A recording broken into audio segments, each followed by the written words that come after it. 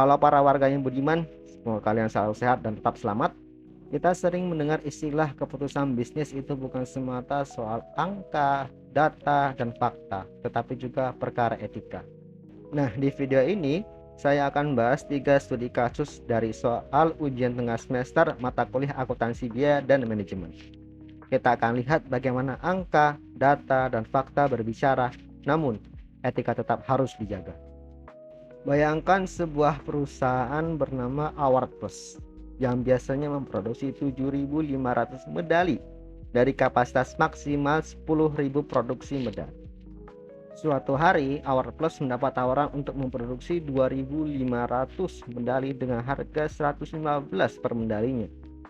Terlihat menarik? Sebentar, tenang dulu. Kita cek dulu biaya variabel per unitnya.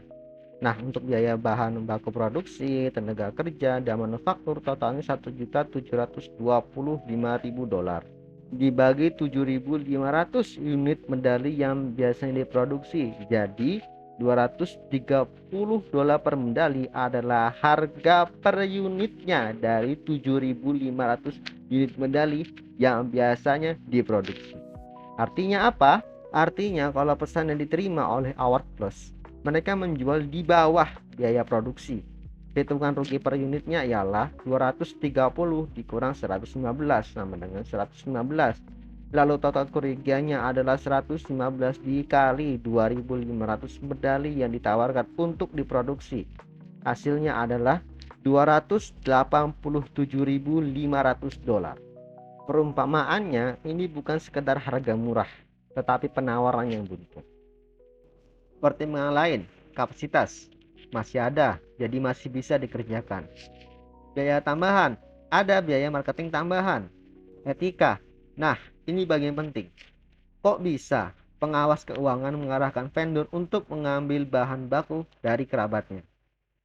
Etika keuangan itu bukan soal kecurigaan, tapi soal kepercayaan. Saat integritas rusak, harga sehebat apapun tidak akan menyelamatkan. Di kasus kedua, kita masuk ke skenario penjualan reguler. Targetnya terjual 30.000 unit dengan contribution margin $33 per unit. Total fixed cost-nya adalah $980.500. Hasilnya operating profit $990.000 dikurangi $980.500. Jadi hasilnya $9.500. Tipis tapi tetap untung. Lalu muncul ide, bagaimana kalau kita genjot produksi jadi 35.000 unit, tapi tambahkan iklan $200.000. Kita cek dulu, fixed cost jadi naik $1.180.500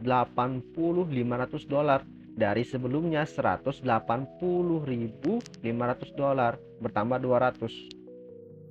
Revenue dari 35.000 unit jadi 35.000 unit dikali $33 sama dengan $1.150.000, artinya malah rugi $25.500. Dan break evennya $1.180.500 dibagi $33 sama dengan 35.773 unit. Jadi kalau target cuma 35.000 belum menutup biaya. Ini bukan soal semangat jualan, tapi realita angka. Saran semata, sebelum setuju nambah biaya iklan, evaluasi dulu seberapa efektifkah iklan itu. Apakah marketnya benar-benar siap serap 35.000 unit? Apakah bisa meyakinkan hingga target tersebut? Untuk case ketiga, sekarang kita masuk ke analisis biaya. Dua metode dibandingkan antara high-low method dan regresi linear berganda. High-low itu simpelnya cuman ambil 2 titik data ekstrim, cocok saat waktu mepet.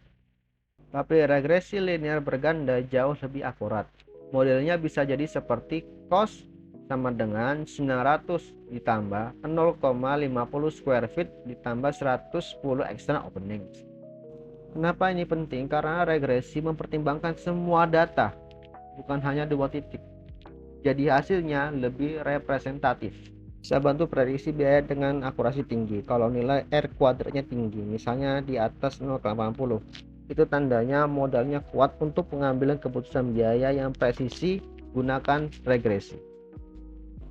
Kesimpulan, 3 hal penting yang bisa kita tarik dari studi kasus ini adalah jangan asal ambil proyek, apalagi kalau harga di bawah harga biaya. Lalu, evaluasi realistis setiap strategi, termasuk promosi dan iklan.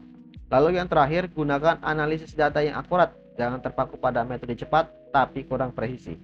Dan yang paling penting adalah etika dalam bisnis itu bukan tambahan, tetapi fondasi. Tanpa etika, angka, fakta, dan data hanya akan jadi alat pembenaran. Terima kasih sudah menonton. Kalau kamu merasa video ini bermanfaat, silahkan share dan diskusikan. Like kalau suka, dislike aja kalau nggak suka. Sekian dan terima kasih.